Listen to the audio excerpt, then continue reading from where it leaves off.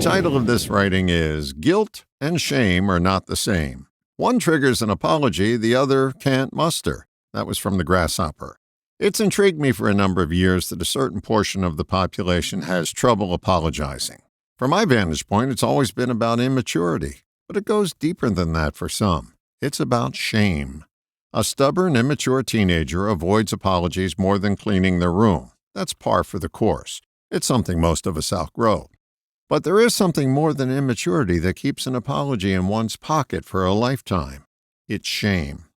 I perceived guilt and shame as identical twins until I read something from Dr. Paul Ekman.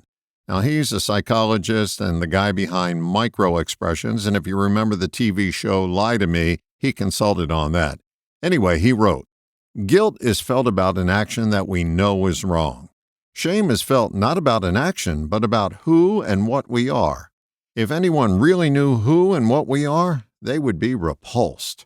Guilt motivates a confession of wrongdoing. Shame inhibits it." What I get from that is that some people are so ashamed they can't admit their guilt. It would be like having their dirty little secret go viral on the internet. Sadly, instead, it goes unwashed to the grave with them. The cleansing power of an apology is like a rising tide. It lifts all boats.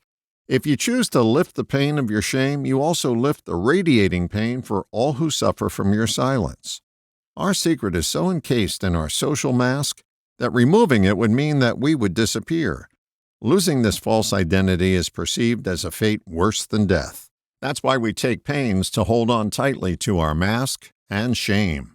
Life's biggest secret is that we're not who we pretend to be. We have a conditioned portion of us that has taken on a life of its own, separate and apart from our depth, and it masquerades as us on the surface. When you apologize, you crack the mask and you crack the code for allowing shame to disappear. You can still feel guilty about your actions if you choose, but once released, you'll never choose the pain of shame again. Just remember this. You don't have to apologize for who you are, just who you aren't.